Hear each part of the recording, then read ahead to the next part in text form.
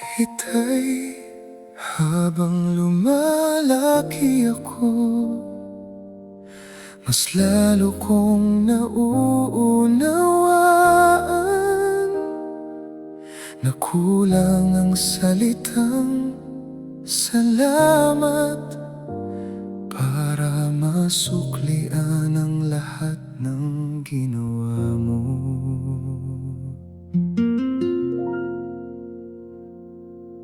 Noong bata pa ako'y walang kamalay-malay, akala ko'y madali lang ang buhay. Hindi ko nakita ang pawis sa iyong mukha habang tahimik kang lumalaban para sa pamilya. Bawat umagang maaga kang gumigising, habang kami mahimbing pa sa pagtulog.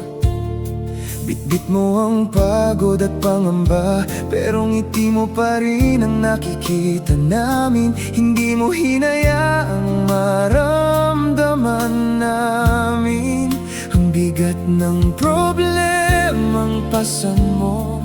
Kahit ikaw ang nauubos, basta kami ay okay lang.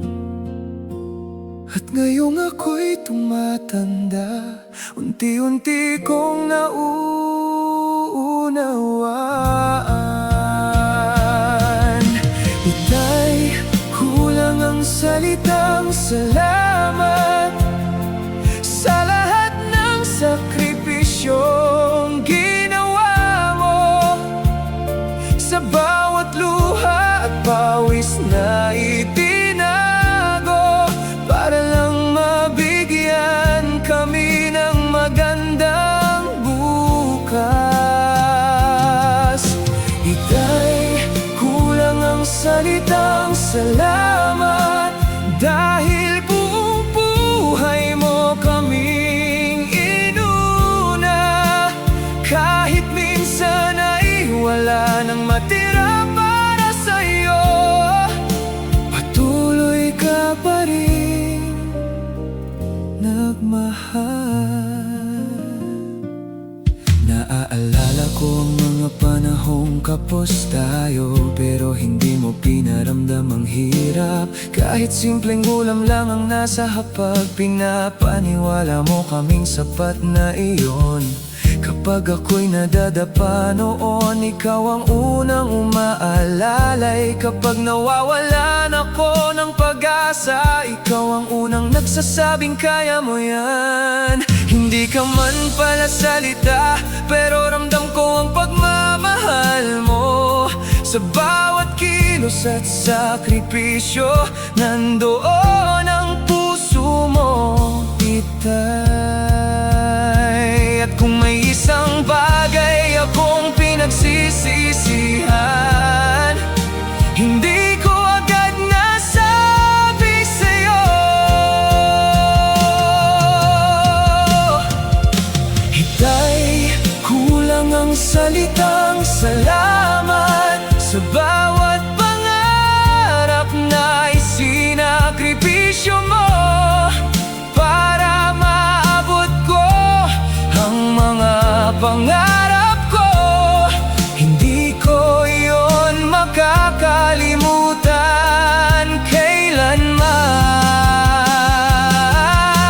Itay, kulang ang salitang salamat kahit habang buhay pa akong magpasalamat. Hindi pa rin sapat para tumbasan ang pagmamahal mong walang kapalit. Kung pwede ko lang ibalik ang panahon, yayakapin kita ng mas mahigpit at sasabihin sa bawat pagkakataon kung gaano kita kamahal. Kung pwede ko lang kunin ang pagod mo at akuin ang lahat ng hirap, gagawin ko.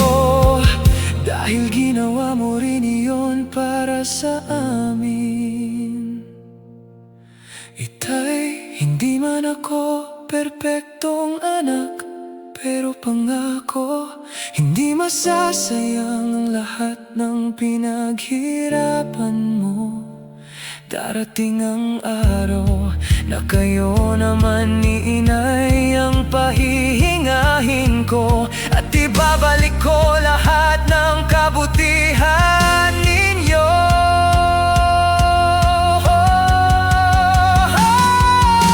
Itay, kulang ang salitang salamat sa buhay na ibinigay mo sa amin, sa pagmamahal na hindi nagkulang, at sa mga aral na habang buhay kong dadalhin.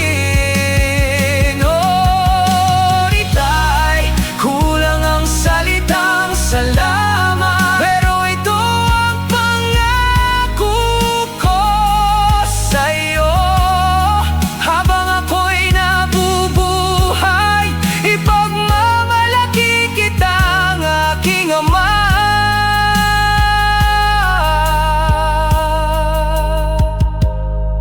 Itay, kulang ang salitang salamat,